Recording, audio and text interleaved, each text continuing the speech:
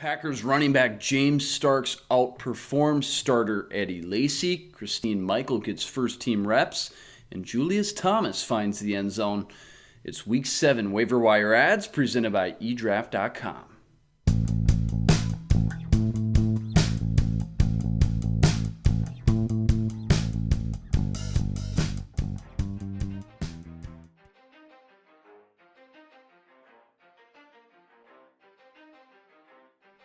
Well, we're finally to that point now where you need to own James Starks, not just as a handcuff, but as a legitimate starter. Starks went well over 100 all-purpose yards yesterday against the San Diego Chargers in Week 6. Scored not one, but 2 touchdowns on the day. Meanwhile, his counterpart, Eddie Lacy, had just 3 carries for 4 measly yards.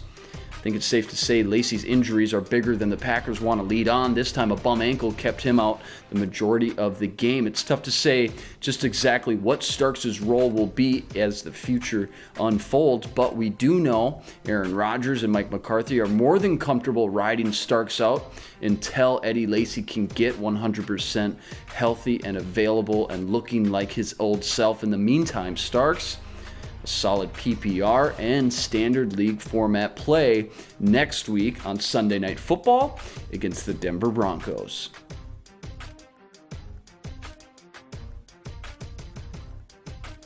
Well, bear with me. I think the Dallas Cowboys running back carousel has finally closed its revolving door and found its guy. That's right, during their bye week, when teams love to start switching things up and making some improvements, trying new things out, guess who got first team reps in the Dallas Cowboys backfield?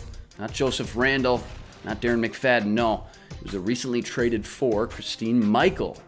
Michael, who was playing backup to Marshawn Lynch earlier this preseason in Seattle Seahawks uniform, took the first team reps during the bye week and is going to get the legitimate chance to make a name for himself and carve out his own niche and role in the Dallas Cowboys backfield. Now, on a team and an offensive line that thrives moving the ball on the ground, Christine Michael could have a huge impact for you and your fantasy team from here moving forward into the playoffs. Christine Michael, if he's still out on free agent wire, which he should be, last time I checked, he was owned in just under 10% of standard leagues, could be a huge pickup at a position that's still very tough to find starting legitimate players at. Christine Michael, Dallas Cowboys, free agent pickup.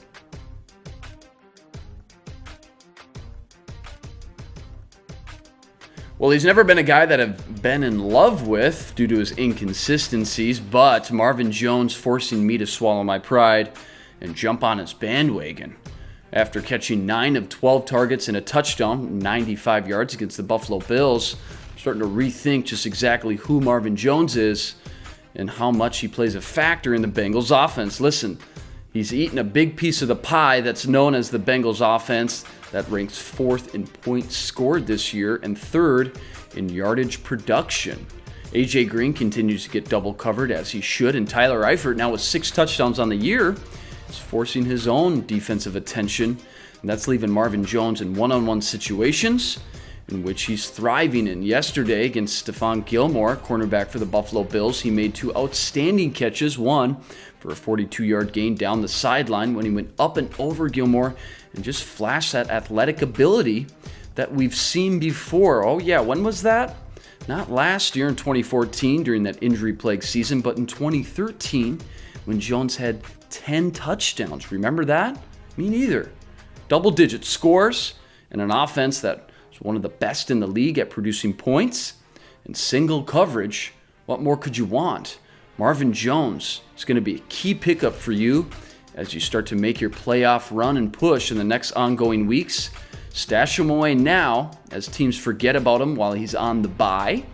And then he's going to come out with a nice 3-game schedule against the Pittsburgh Steelers, Cleveland Browns, and Houston Texans.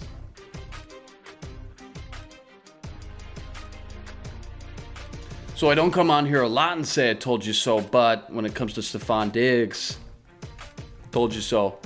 How could you blame me, though? I spent numerous days and practices down in Mankato watching the Vikings during training camp, and it was clear then, as it's clear now Stefon Diggs is a special talent and a unique player as soon as he hits the field. The Vikings, though, had 5 guys ahead of him entering the season, and it was clear that Diggs was going to fight for playing time, if any, all year behind guys like Mike Wallace, Charles Johnson, Jarius Wright, Cordero Patterson, and even Adam Thielen. But thanks to a Charles Johnson injury 2 weeks ago against the Denver Broncos, Diggs caught 6 passes off 10 targets that game for 87 yards, a few over some of the best cornerbacks in the league in Chris Harris and Aqib Talib in his debut, making us say, whoa, this guy is for real.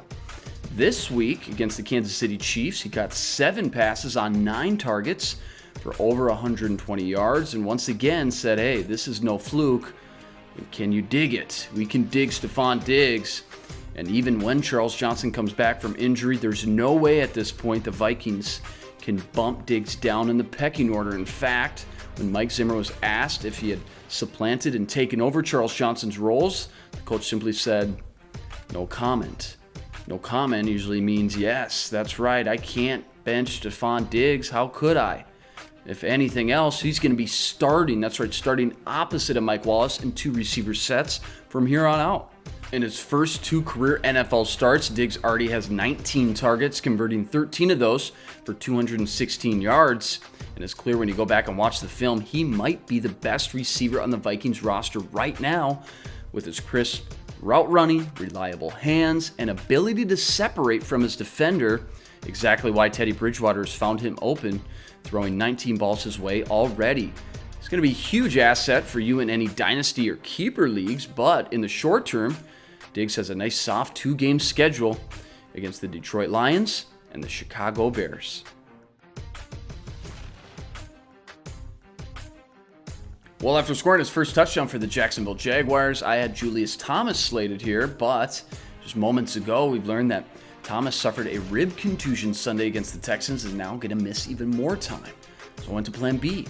Richard Rodgers, the guy who's averaging 5 targets and looks per game. Now a Ty Montgomery out due to miss some time. Devontae Adams still in limbo.